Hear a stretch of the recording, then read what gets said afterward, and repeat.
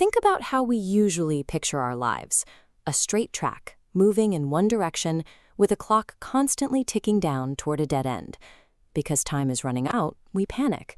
We try to cement who we are by frantically accumulating external markers, job titles, bank balances, relationships, hoping these roles will make us permanent. There is an ancient critique of this exact anxiety in the Ananta text. It observes a strange tragedy. We arrive here to find ourselves, but spend our entire finite life getting lost in other things. If the way we look at existence causes this much anxiety, the problem isn't our lives, it's our geometry. The straight line is a trap. Look at this linear lifespan. Watch what happens when you bend it. Existence isn't a straight track, it's Ananta, an infinite loop. Once a circle, a specific architecture appears. The soul moves through 3 distinct phases: immersion, disidentification, transition. So what happens when you stop running toward a finish line and realize you are walking a circle? Reframing time as a cycle changes the nature of the end. It turns the finality of death into a predictable transition on the wheel. The cycle always begins with immersion. In these early lifetimes, we operate as the wanderer. We arrive barefoot, wrapped in the physical world, convinced that our environment is who we are. We go to extremes trying to find meaning. We take on the role of the monk, climbing into deep isolation. We sit in meditation, enduring harsh, freezing environments, hoping that sheer physical detachment will yield answers. When isolation fails, we try the opposite. We become the builder. We aggressively accumulate wealth, businesses, and relationships, tangling ourselves deeply into the world.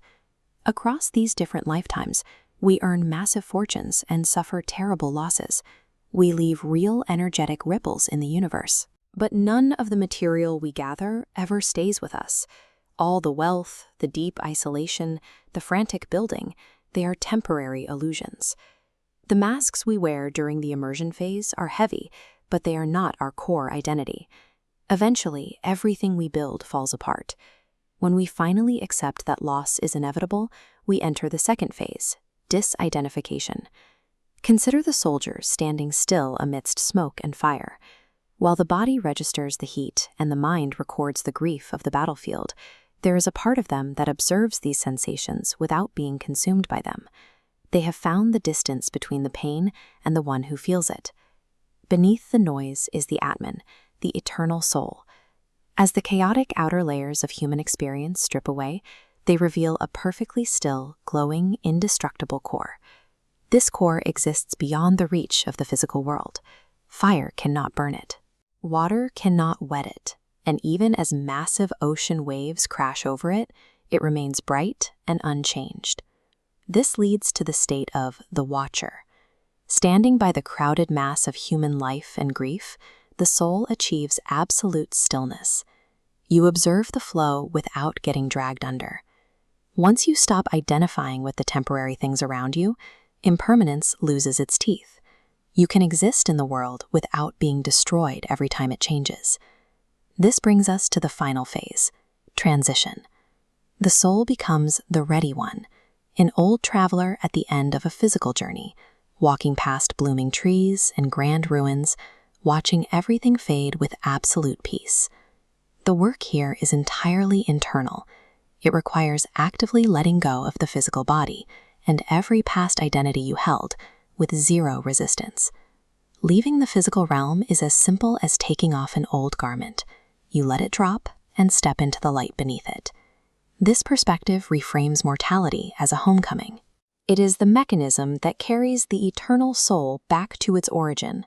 At the crest of this long journey, you arrive at the threshold. You look back across the valley of your infinite lifetimes, and a distinct pattern emerges. One single presence has been wearing the costumes of the merchant, the soldier, the monk, and the wanderer. They are all different shadows cast by the same light. All those years spent frantically searching for meaning out in the world, only to realize that the one looking and the thing you were looking for are exactly the same entity. You do not need to exhaust yourself building a permanent identity, and you do not need to live in fear of losing it. The core of who you are has always existed, and it will never die. The loop remains open. the cycle continues. But this time, as you step into the mist, you are finally awake for the journey.